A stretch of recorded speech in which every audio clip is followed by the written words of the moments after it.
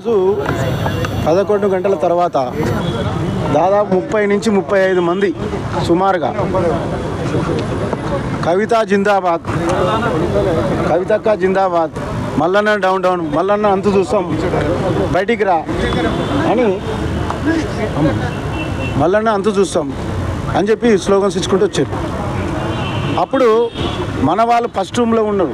3 రూమ్లు ఉంటాయి, first room, second, third, Mallanna ఉంటాడు. ఆ ఫస్ట్ రూమ్లో అటాక్ మేము మాట్లాడుతూ ఉండేసరికి గన్మెన్ వచ్చి ఆపిండు. అప్పుడు ఏం చేశారు వీళ్ళు, వచ్చే రాకని ఆఫీస్లో మొత్తం ధ్వంసం చేసేసారు. ఫర్నిచర్ మొత్తం ధ్వంసం చేసి ఉన్న వాళ్ళందరూ కొట్టేస్తున్నాం. ఇక కొట్టేసి లోపల రావడానికి ప్లాన్ చేశారు. అప్పుడు ఒక గన్మెన్ 15 నిమిషాలు ఆపిండు వాళ్ళని. ఇంకో గన్మెన్ అన్నకు సెక్యూరిటీ ఉన్నాడు. ఒక 4-5 లోపలికి వచ్చేసారు. ఇక అన్న దగ్గరికి రాగానే ఇద్దరిని పట్టుకోరు మన వాళ్ళు. పట్టుకొని అన్న మీద అటాక్ పోగానే దెబ్బ తాకింది మల్లన్నకి. ఇక్కడ మల్లన్ని కాగానే మిగతా వాళ్ళు వచ్చి కట్టెలతో వచ్చి మొత్తం అద్దాలు వలగొడుతారు. మొత్తం రక్తపాతం అయింది. మొత్తం 3 రూమ్లు రక్తపాతం అయిపోయినాయి. ఫర్నిచర్ అంతా ధ్వంసమైంది. అప్పుడు గన్మెన్ 6 రౌండ్లు కాల్పులు జరిపిండు. 6 రౌండ్లు చేసేసరికి అప్పుడు వాళ్ళు బయటికి వెళ్ళిపోయారు. చివరికి ఇంకొకటి అప్పుడే వెంటనే మేడిపల్లి పోలీస్ స్టేషన్కు, సిపి గారికి, సైబర్ రాచకొండకు ఫోన్ చేసారు. అప్పుడు పోలీసులు వెంటనే స్పందించరు. దాని తర్వాత కూడా మల్లన్న ఇక్కడ పక్కన కాలనీలు ఉంటాడు, అక్కడికి వెళ్ళారు. మళ్ళీ ఇంట్లో మీద దాడి చేద్దామని. అప్పుడు మళ్ళీ వెంటనే ఇక్కడ ఇన్స్పెక్టర్ గారు ఏమంటే స్పందించి ఇక్కడ పోలీసు వ్యాన్ పంపించేసరికి అక్కడి నుంచి పరారైనరు. ఈ విధంగా మీరు పట్టుకున్న వాళ్ళు చెప్పారు, 2 వచ్చారు. వాళ్ళు సుజిత్ రావు అని, అశోక్ అని. ఎవరు పంపించారంటే కవితనే పంపించింది. మేము కవితనే ఇంట్లో మాకు అనిపించింది. కవిత అప్డేట్స్ వాట్సాప్ గ్రూపులో అందులో వెంటనే ప్రోగ్రామ్స్ అన్ని పెడుతుర్రు. దాడి చేసిన దృశ్యాలు కానీ అన్నీ కూడా, అవన్నీ కూడా పోలీసులు స్వాధీనం చేసుకొని పోయినరు. వాళ్ళిద్దరిని తీసుకొని పోయినరు. ఇప్పుడు సిపి కమిషనర్ ఆఫ్ పోలీసు గారు కూడా ఇమ్మీడియట్గా ఏసీపీ గారు వచ్చిండ్రు, సిఐ గారు వచ్చారు. అన్ని క్లూ టీమ్స్ వచ్చినాయి. అన్ని ఎవిడెన్సెస్ కలెక్ట్ చేస్తున్నారు. కంప్లైంట్ కూడా తీసుకుంటారు మల్లన్న గారి ద్వారా. ప్లస్ గన్మెన్ను చాలా కొట్టిరు. వాళ్ళు ఒక 20 మంది దాకా అటాక్ చేశారు.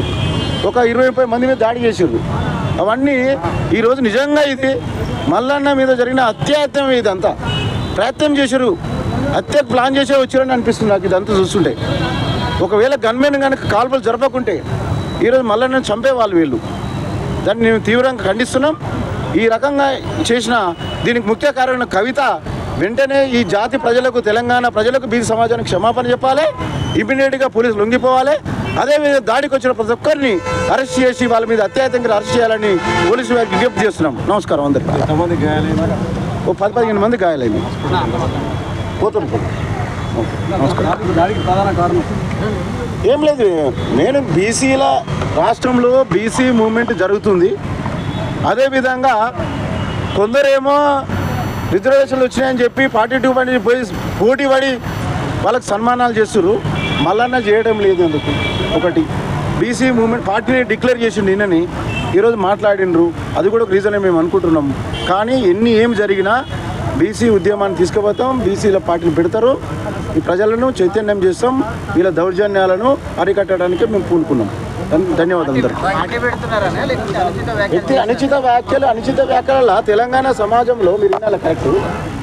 కవిత గారు 15 ఏళ్ళు సీఎంగా ఉన్నప్పుడు బీసీ ఉద్యమం అనలేదు. ఫస్ట్ 5 ఏళ్లలో బీసీ మహిళా మంత్రి లేదు. బీసీ 34% రిజర్వేషన్లు ఉన్న దాన్ని 23% ఎలక్షన్లకు పెట్టిండు కేసీఆర్. అప్పుడు ఏమనలేదు. ఇప్పుడు బీసీ ఉద్యమం ఎదుర్కొంది. అందుకే మల్లన్న ప్రశ్నిస్తున్నాడు. మీకేం సంబంధం? కంచం పొత్తుందా, మంచం పొత్తుందా అన్నాడు. తెలంగాణ వాడుక భాషలో వినండి బ్రదర్, తెలంగాణ వాడుక భాషలో కంచం పొత్తు అంటే అన్నం తినడం, మంచం పొత్తు అంటే సంబంధాలు ఇచ్చుకోవడం. మీకేమైనా సంబంధం ఉందా అని అడిగిండు. దాంట్లో ఏముంది?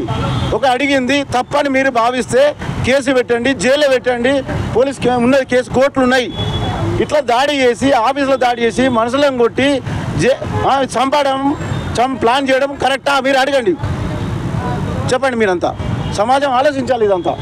నమస్కారం అందరికి.